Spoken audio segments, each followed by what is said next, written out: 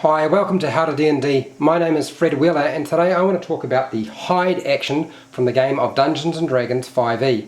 Now, the hide action is very complicated and I'm only going to go into it in just a little bit of detail because it is extremely scattered. All the information about hiding, stealth checks and so forth is scattered through the player's handbook, and it's very hard to find, and it's actually quite hard to understand sometimes. So I'm going to give you just a very brief sort of example about how this might work.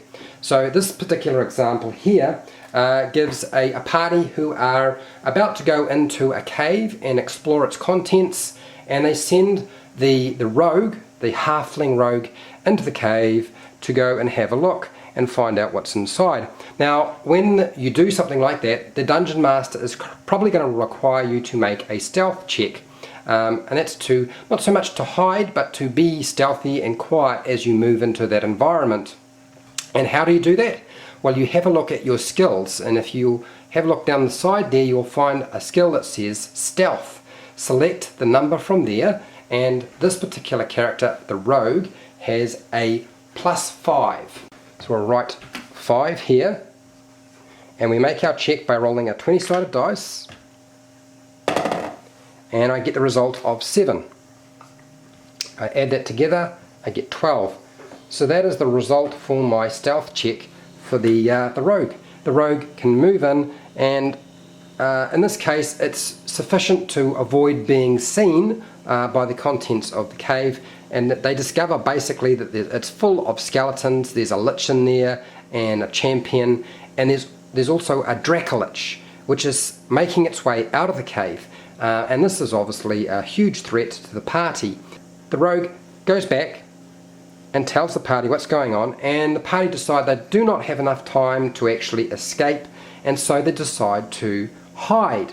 Now, they can hide provided they have heavy obscurity or total cover, something that would make it difficult for them to actually be seen.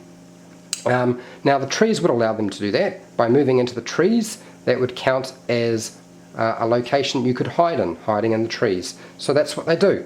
They move into the trees to hide as the dracolich makes its way out to the cave entrance. The Dungeon Master would then require a stealth check from each of the player characters, and that's going to use their action. Now, you can do this sort of thing in combat or outside of combat. For each character, they will have a stealth check score. So just have a look at that modifier.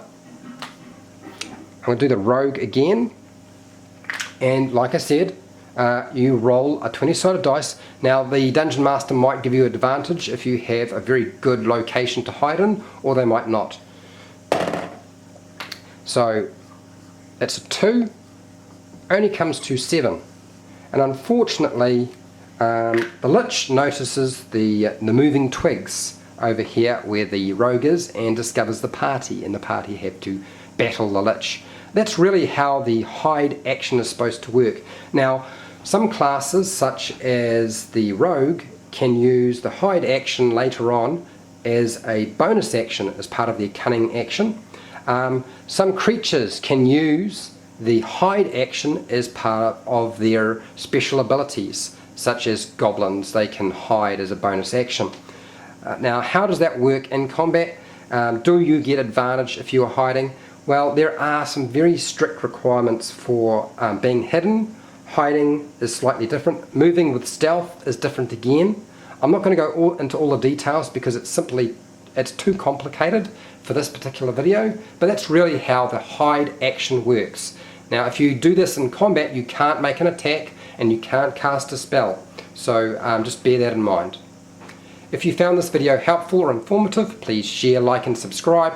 Make a comment below if you have any questions about the hide action, and I will probably not answer all your questions in the comments. I will probably make another video.